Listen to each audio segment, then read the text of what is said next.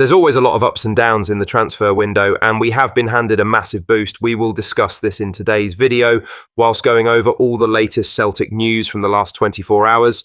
But first, make sure you like this video and subscribe to the channel for more Celtic content. Queen's Park have confirmed that general sale for tickets to their friendly against Celtic has begun from 1 PM today. The game, which marks Celtic's opening pre-season fixture ahead of the 2025 to 2026 campaign, is scheduled for Friday the 4th of July with a 7:45 PM kickoff. The fixture will take place at the City Stadium, previously known as Lesser Hampton, as the Spiders gear up for another season in the Championship. Celtic, meanwhile, will use the match as the first step in their pre-season preparations as they look to sharpen up before the league and European qualifiers begin in August. The match will offer fans their first glimpse of Brendan Rodgers' side in action after the summer break, with new signings potentially making their debuts.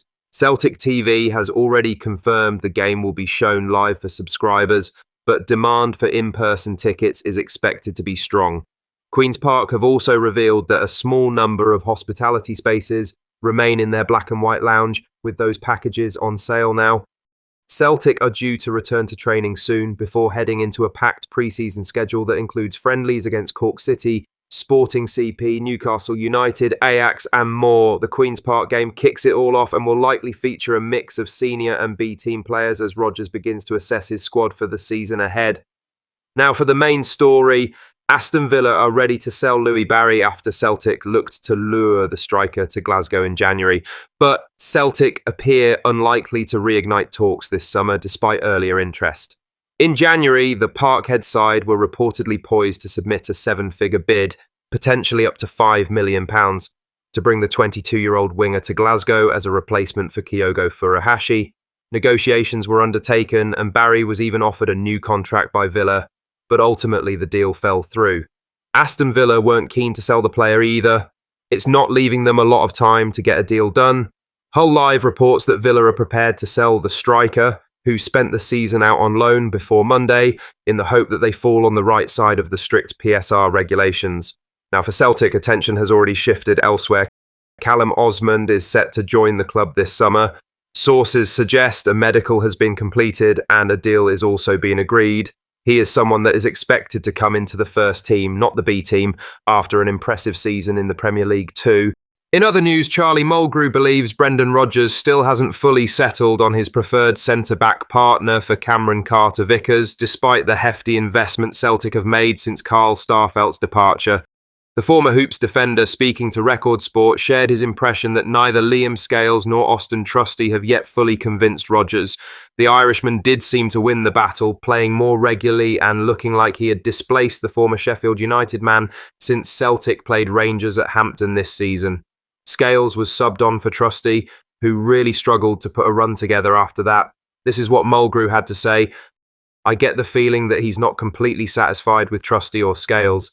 But then it can change. I really like Scales. Trusty's shown he can be a good player as well. They'll come back this pre-season and they might just hit the ground running. The way football works, they could be the main centre-back next year. Football's a mad game. It happened to myself. The year I got Player of the Year, I came back and I wasn't in the team for the first 2 games. Then I played the majority at centre-back and got Player of the Year in Scotland. Anything can happen."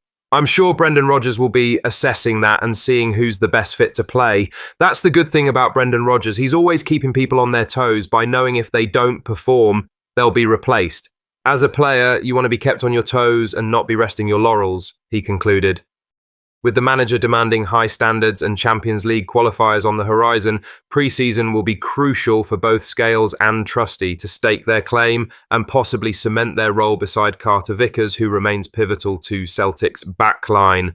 But the transfer market will see Celtic explore their options, already strengthening attack with Osmond and Nygren, while sealing the return of Kieran Tierney and adding Ross Doohan as backup. Attention will likely soon turn to defence. It is understood that the Hoops aren't afraid to spend big money again this summer, and there will likely be at least one significant outlay this summer transfer window. In other news, Sean Maloney has officially returned to Celtic, taking on the role of professional player pathway manager in a move that strengthens the club's focus on youth development. The appointment was confirmed by the club on Wednesday afternoon, with Maloney stepping into the position vacated by Darren O'Day, who left earlier this summer to join Swansea City as assistant manager. Maloney, 41, brings a wealth of experience both from his playing days and his time in coaching.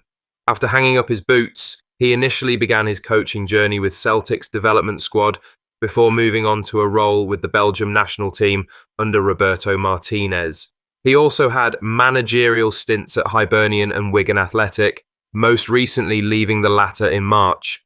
Celtic's statement outlined Maloney's responsibilities, bridging the gap between the academy and the first team, ensuring promising talents are given the right opportunities, including well-managed loan moves to gain valuable experience.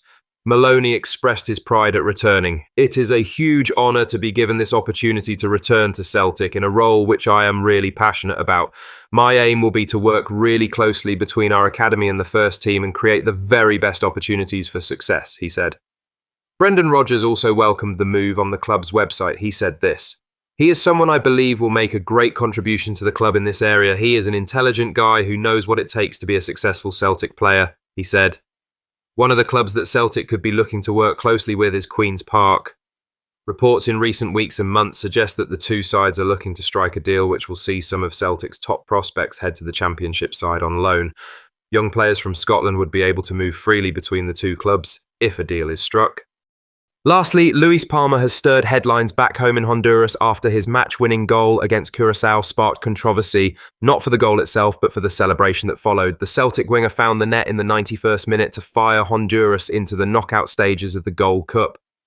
But rather than bask in the moment, his reaction drew criticism from journalist Julio Cesar Cruz, who publicly dismissed Palma's importance to the national team and told him to do your job on the pitch instead of making statements off it. Taking to X, he said, "Luis Palma, you're still a nobody in the national team, so do your job, and if you're going to shut us up, let it be on the field against Panama and in the important matches for the bicolor. You've rightfully earned the criticism for your TikTok lives, so speak on the field." Palma's gesture, seemingly aimed at silencing critics, didn't go down well.